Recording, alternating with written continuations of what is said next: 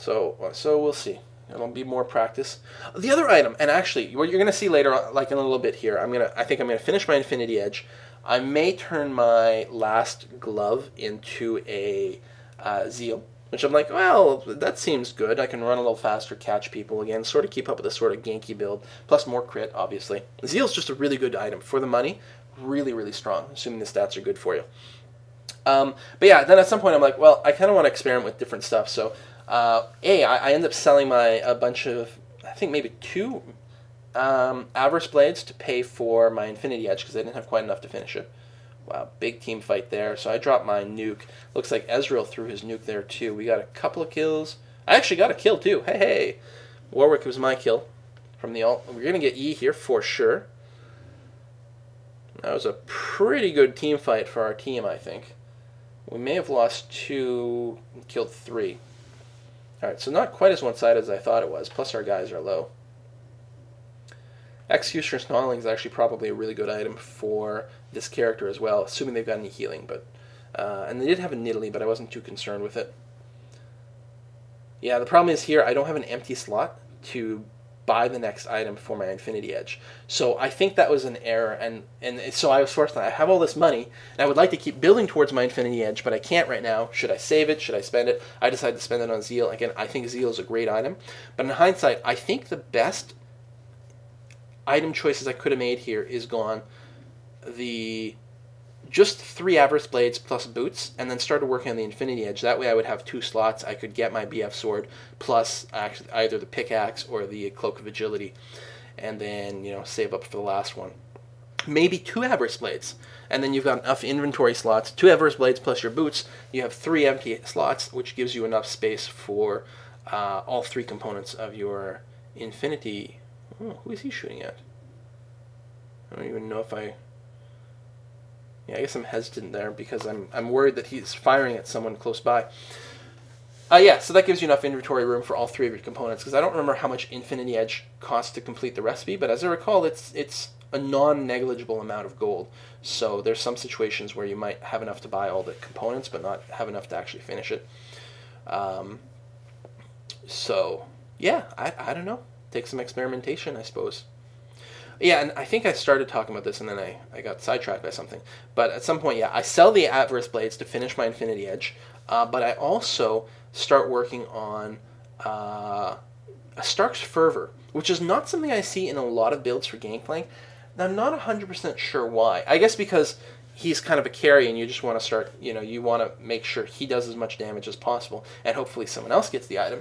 But if no one else is getting the item, I mean, armor penetration seems like a really good thing. That would give a huge buff to your parlay, to your auto attacks. Like, armor penetration is good. At this point, I haven't gotten any attack speed items. And while my auto attacks do a good amount of damage, like, the most effective way per gold to improve your melee damage... Oh, I get caught by Yi there. I didn't even know. I'm about to go down. I'm able to get my ult off first. Make sure Yi goes down. Although that was probably going to happen regardless, but it also guaranteed that we got Warwick. And in fact, I get the kill on there too. So, okay. Everything I was saying about the ultimate, ignore it. The ultimate is amazing, and it gets tons of kills, and it's really badass. So, Sork boots, obviously very good. I can see why people like them.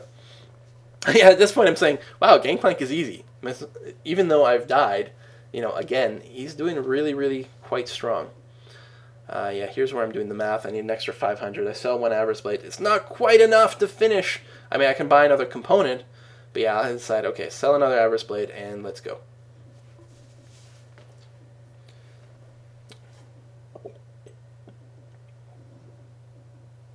So yeah, Stark's Favor. I don't know. Lots of stats, and I think would be really, really quite good for Gangplank, but obviously it would be way better if someone else on your team got it. So if no one else does, I mean, in a pub it's hard to count on people, and you can ask them. You can say, hey, can someone get Starks or something like that, and maybe that's all it would take. But if they're not getting one, then the question is, are you better off getting one yourself or going and getting something like a excuse me, a Bloodthirster? I'm not sure.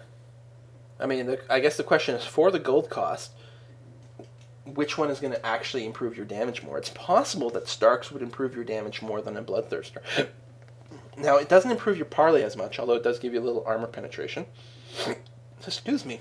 I swallowed some of my beer wrong. Now I've got like coughing and hiccups. Um, but probably the Bloodthirster is better for yourself personally. On the other hand, Starks is going to give a huge buff to your entire team. So if you can't get anyone else on your team to build one, I bet it's worth doing it for yourself. But the ideal is to get someone else to do it, especially a supporter character or something.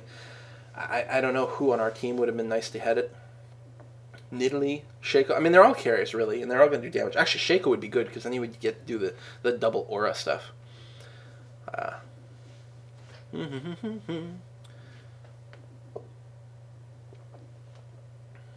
So, okay, no encounters going on right now. Looks like I'm going to be going for the dragon. And I'm not sure that I can do the dragon at this point, actually. Oh, there's a fight starting in the middle. Am I going to... Yeah, just go over there. Oh, alt down. Oh, I was hoping that maybe it would be enough to make a difference and save Ezreal there. It wasn't. So I don't think my ult actually contributed anything at that point. The kills that were going to happen happened, regardless of whether I was ulting or not. Oh, well. Oh, maybe I got an assist out of it. Which is, I mean, like kind of an assist steal, but... who knows. It looks like I'm going to go get blue buff. At this point, a little lifesteal would be really nice. So he's not much of a jungler, but once you get some lifesteal, then it's awesome. I mean, he does enough damage. It's just, whoa, looks like I got the... Warwick has spotted me. Because I'm too low. So I get the hell out of there. I don't know where he is, though, and it looks like he didn't chase me, so that's good.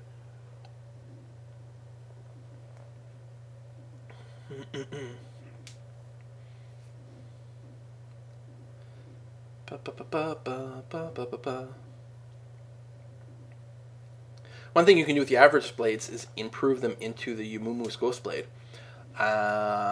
Which, I mean, seems like a good thing to do, you know, once you're like, okay, I've got all my core items, what do I do now? Well, I still have this average blade, so I may as well upgrade it. It does seem worthwhile. But, you know, how actually strong it is, it's probably pretty good. I mean, you activate it, it does give you the 50% attack bonus, movement speed bonus. I mean, combo that from a gank, but I think it's a late enough item that it's not really going to help you in a gank anyway. It's going to be more team fight modes at that point, and I'm not sure how much of a difference it's going to make, but I don't know. Big fight going on there. I've got my ultimate up right now. There we go. I am going to be able to drop it on these guys. I'm not sure if that's going to save Heimer. Well, Heimer hasn't died, so I guess it's doing okay. Looks like they fought in it a lot, so they took some damage. Okay, Heimer has gone down now, and they are tower diving our Nidalee. Oh, but Twitch gets spotted by the Nidalee trap, so we're able to take him down. And maybe Warwick as well. Now, one thing I wonder if Phage / Frozen Heart, or Frozen Mallet rather, wouldn't be a good idea on the Gangplank. Again, he doesn't have a way to slow people down, and that would give him that ability. I think it would even proc off of his parlay, so you could shoot and then slow people and then run up to them and just keep meleeing them or something, or at least chase them for some more parlays. I'm not sure, but I'm pretty sure that his parlay just counts as a ranged attack. A ranged attack. It's basically the same as his melee. It just happens to be at range and, you know, activated with his Q ability. So I'm pretty sure that anything that affects his melee would also affect that more or less. So I don't know. He's kind of... Whoa, I'm going to get fucked here. No, okay. I thought so. No, I can turn around now. Get in there. Still low, and I don't want to get focused too much. Oh, Nidalee. Yeah, that's the problem with being squishy, and we didn't really have a tank. Actually, we didn't have a tank on the team. I remember that when we loaded this up. I thought, oh, no tank, we're fucked. But it actually worked out okay. I'm not sure if all their players were, like, awesome or not. They may not have been. Oh! Damn. Twitch was waiting there. I was tower diving on Shen. I don't think I killed him either. Maybe I did. I don't know.